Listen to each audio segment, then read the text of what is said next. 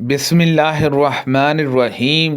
وہ چہرے پر نشان لگانے کو ناپسند کرتے تھے، اور حضرت ابن عمر رضی اللہ عنہما نے بیان کیا کہ نبی کریم صلی اللہ علیہ وسلم نے چہرے پر مارنے سے منع کیا ہے۔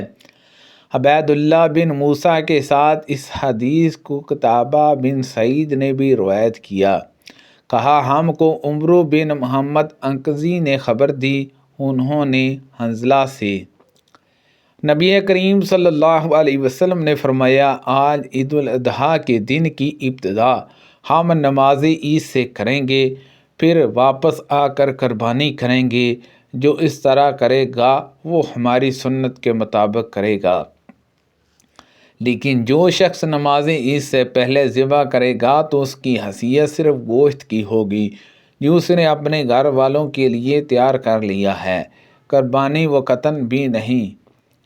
اس پر ابو بردہ بن نیار رضی اللہ عنہ کھڑے ہوئے، انہوں نے نماز عید سے پہلے ہی ذبح کر لیا تھا، اور عرض کیا کہ میرے پاس 1 سال سے کم کا بکرا ہے، کیا اس کی دوبارہ قربانی اب نماز کے بعد کر لوں؟ حضرت صلی اللہ علیہ وسلم نے فرمایا کہ اس کی قربانی کر لو، لیکن تمہارے بعد یہ کسی اور کے لیے کافی نہیں ہوگا۔ مطرف نے عامر سے بیان کیا اور ان سے برا بن عازب رضی اللہ عنہ نے کہ نبی کریم صلی اللہ علیہ وسلم نے فرمایا، جس نے نماز عید کے بعد قربانی کی اس کی قربانی پوری ہو گئی، اور اس نے مسلمانوں کی سنت کے مطابق عمل کیا۔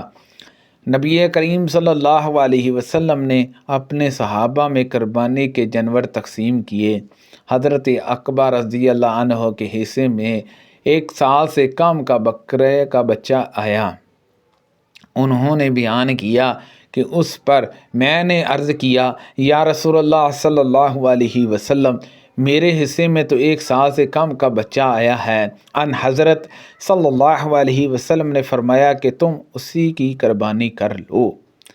نبی کریم صلی اللہ علیہ وسلم حجۃ الوداع کے موقع پر ان کے پاس آئے۔ وہ مکہ مکرمہ میں داخل ہونے سے پہلے مقام صرفہ میں حضا ہو گئی تھی۔ اس وقت آپ رو رہی تھیں۔ ان حضرت صلی اللہ علیہ وسلم نے دریافت فرمایا، کیا بات ہے؟ کیا تمہیں حضا کا خون آنے لگا ہے؟ حضرت عائشہ رضی اللہ عنہا نے عرض کیا کہ جی ہاں۔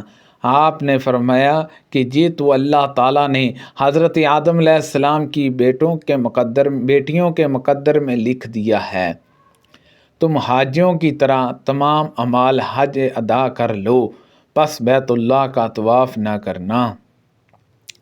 پھر جب ہم منع میں تھے تو ہمارے پاس گائے کا گوشت لایا گیا۔ میں نے پوچھا کہ جی کیا ہے؟ ان لوگوں نے بتایا کہ آپ صلی اللہ علیہ وسلم نے اپنی بیویوں کی طرف سے گائے کی قربانی کی ہے۔ نبی کریم صلی اللہ علیہ وسلم نے قربانی کے دن فرمایا کہ جس نے نماز عید سے پہلے قربانی ذبح کر لی ہے وہ دوبارہ قربانی کرے۔ اس پر ایک صاحب نے کھڑے ہو کر عرض کیا، یا رسول اللہ صلی اللہ علیہ وسلم، جی وہ دن ہے جس میں گوشت کھانے کی خواہش ہوتی ہے۔ پھر انہوں نے اپنے پڑوسیوں کا ذکر کیا اور کہا کہ میرے پاس 1 سال سے کم کا بکری کا بچہ ہے جس کا گوشت 2 بکریوں کے گوشت سے بہتر ہے۔ تو ان حضرت صلی اللہ علیہ وسلم نے انہیں اس کی اجازت دے دی۔ مجھے نہیں معلوم کہ یہ اجازت دوسروں کو بھی ہے یا نہیں۔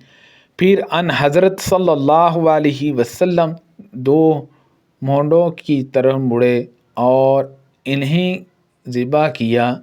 پھر لوگ بکریوں کی طرف بڑھے اور انہیں تقسیم کر کے ذبح کیا۔ نبی کریم صلی اللہ علیہ وسلم نے فرمایا، زمانہ پھر کر اسی حالت پر آ گیا ہے جس حالت پر اس دن تھا جس دن اللہ تعالیٰ نے آسمانوں اور زمین پیدا کیے تھے۔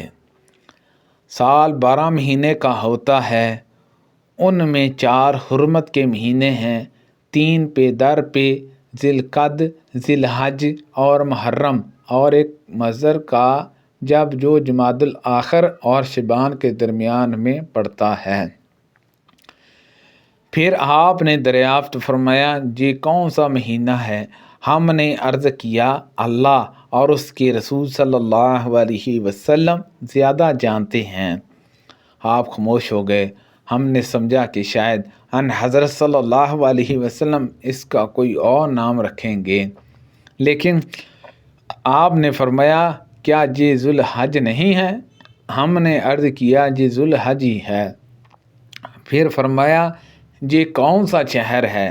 ہم نے کہا کہ اللہ اور اس کے رسول صلی اللہ علیہ وسلم کو اس کا زیادہ علم ہے۔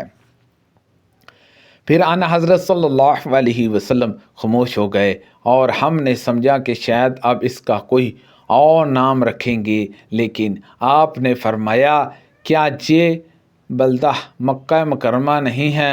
ہم نے عرض کیا کیوں نہیں؟ پھر آپ نے دریافت فرمایا یہ دن کون سا ہے؟ ہم نے عرض کیا کہ اللہ اور اس کے رسول صلی اللہ علیہ وسلم کو اس کا بہتر علم ہے۔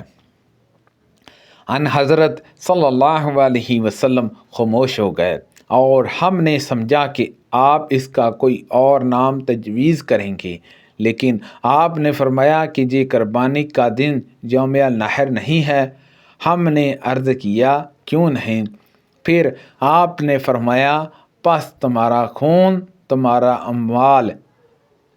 محمد بن سرین نے بیان کیا کہ میرا خیال ہے کہ ابی بن بکر نے یہ بھی کہا کہ اور تمہاری عزت تم پر ایک کی دوسرے پر اس طرح باحرمت ہے جس طرح اس دن کی حرمت تمہارے اس شہر میں اور اس مہینے میں، اور تم ان قریب اپنے رب سے ملو گے۔ اس وقت وہ تم سے تمہارے اعمال کے بارے میں سوال کرے گا۔ آگاہ ہو جاؤ، میرے بعد گمراہ نہ ہو جانا کہ تم میں سے بعض دوسروں کی گردن ماننے لگے۔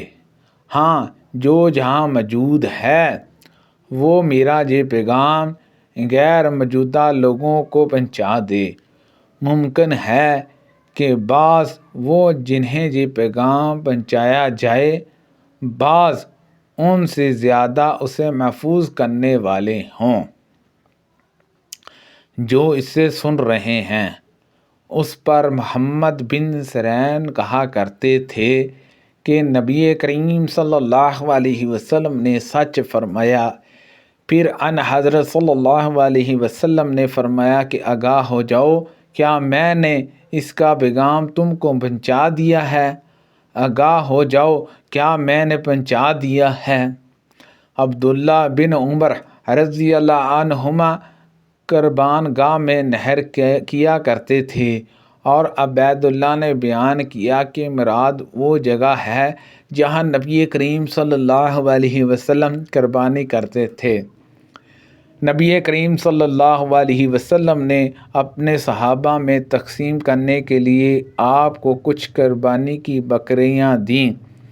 انہوں نے انہیں تقسیم کیا، پھر 1 سال سے کم کا ایک بچہ بچ گیا تو انہوں نے نبی کریم صلی اللہ علیہ وسلم سے اس کا تذکرہ کیا۔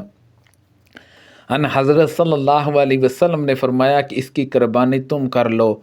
میں نے نبی کریم صلی اللہ علیہ وسلم سے سنا۔ ان حضرت صلی اللہ علیہ وسلم خطبہ دے رہے تھے۔ خطبے میں آپ نے فرمایا آج کے دن کی ابتدا ہم نماز عید سے کریں گے، پھر واپس آ کر قربانی کریں گے۔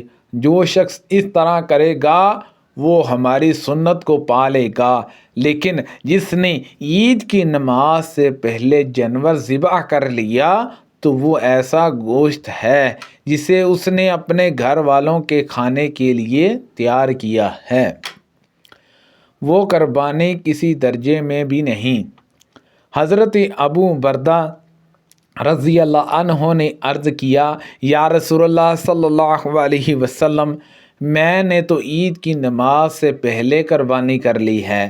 البتہ میرے پاس ابھی 1 سال سے کم عمر کا ایک بکری کا بچہ ہے اور سال بھر کی بکری سے بہتر ہے۔